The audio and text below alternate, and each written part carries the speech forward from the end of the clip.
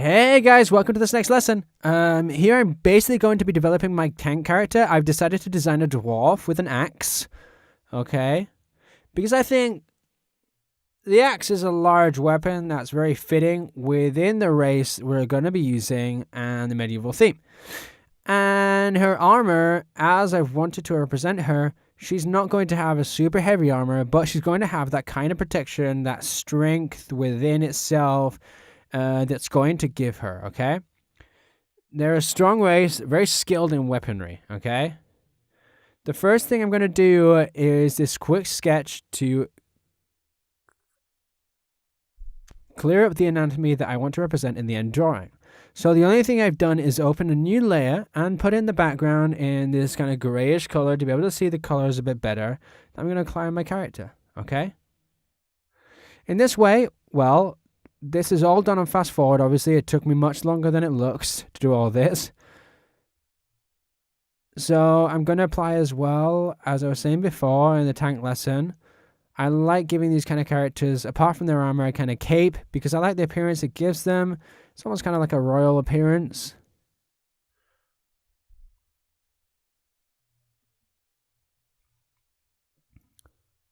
As you can see, the armor is just on the chest and on the shoulders and the forearms. And the weapon she has is on her shoulder, and it's an axe.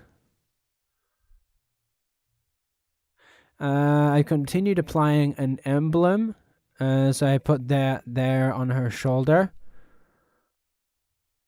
Okay, so now in the second phase would be to apply a base color to the character. Later we can vary these colors, we can vary these parameters depending on the skin color you want to use. If you're not super into her hair, that's the advantage of working with digital, okay? So for example, I'm trying to add in colors that in the beginning I might think are going to look really good, but I might change them along the drawing.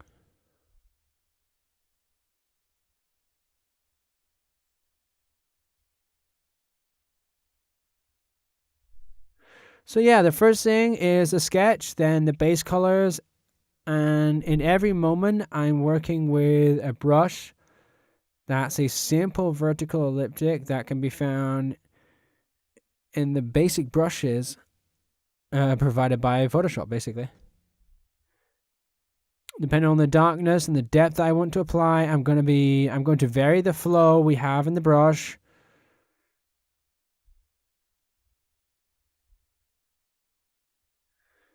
Right now, I'm applying the lights that I want to appear in my drawing.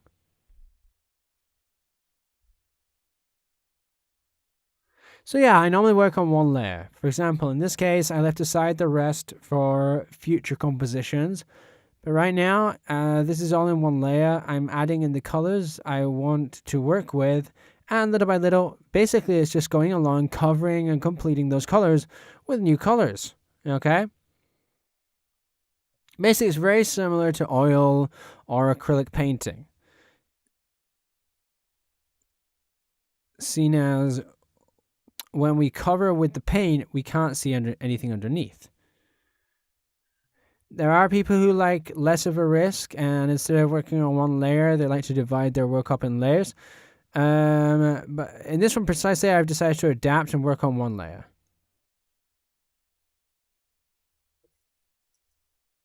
As you can see, I've gone for some brows that are a little thicker, an expression of confidence around her nose,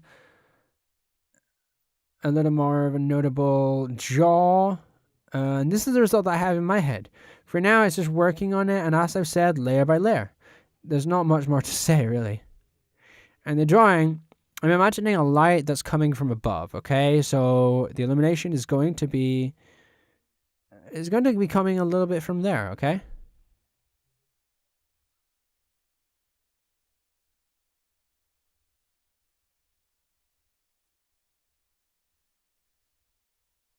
As you can see, maybe the sketch in the beginning doesn't finish up like you were thinking.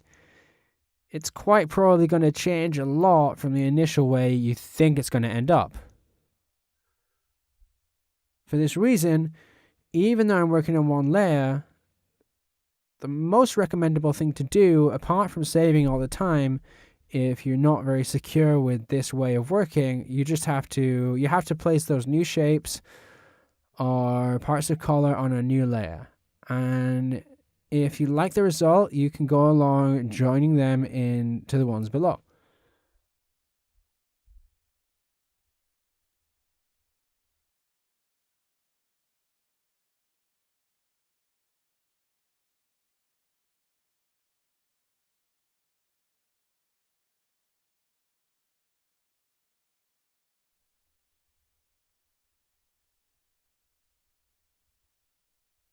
Okay, so now we would have to work on the axe part. Seeing as I'm working on just one layer, I'm going to move the axe away from the rest so that I don't ruin the main drawing. As you can see, everything is coming along little by little. I'm using the same skin tones, lowering the saturation and the illumination. Also so that we can go along modifying, and so that the golden areas, for example, in the armor, as I said in the last lesson on metals, and so we get a constant illumination, okay?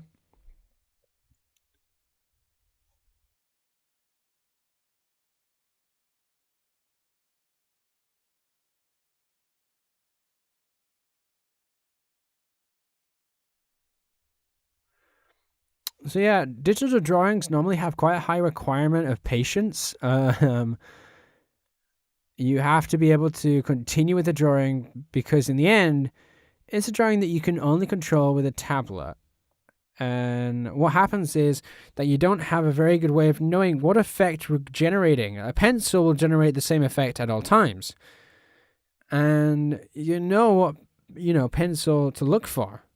In the case of Photoshop, unless you've gotten super used to it, which is hard, and you know what, and you have a ton of practice, you're going to be a little lost looking for the brushes that you want to adapt to the style that you're looking for. So you have to have quite a bit of patience with this tool. As I was saying, I'm always working with the same brush in this case. Brush that I like a lot for sketching and for coloring.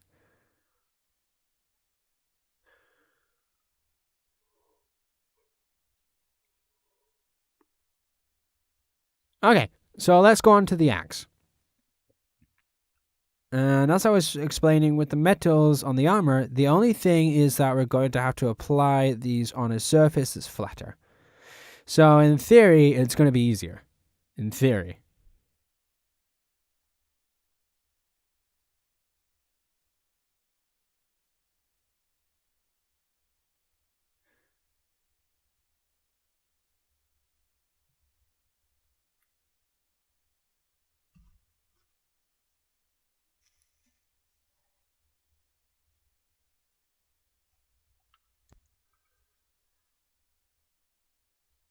Alright, and here, what I'm doing is I've created a layer with overlay, and what I'm going to do is give some illuminations with the same tones I want. The last thing I'm doing is create a new layer with a selection of the main drawing, and I've put in a gradient on which I'll be erasing the parts I don't need to give them those illuminations.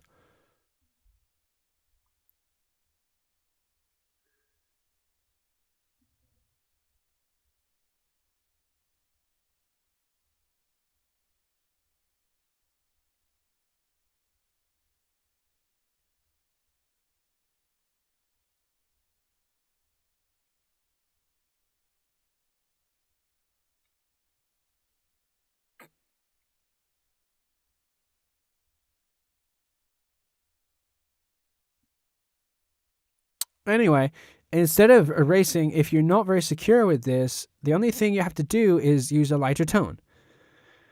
This is going to be a light that I'm making up, and you might not have a lot of practice with lights, so it's not something completely necessary. It's basically a final aesthetic that I later want to apply to different things to give them, a better presentation. This will basically be at the end of this video on the Dwarf, where it would have our Dwarf tank. The only thing left to do to work on the other classes that we have left, so offense and support.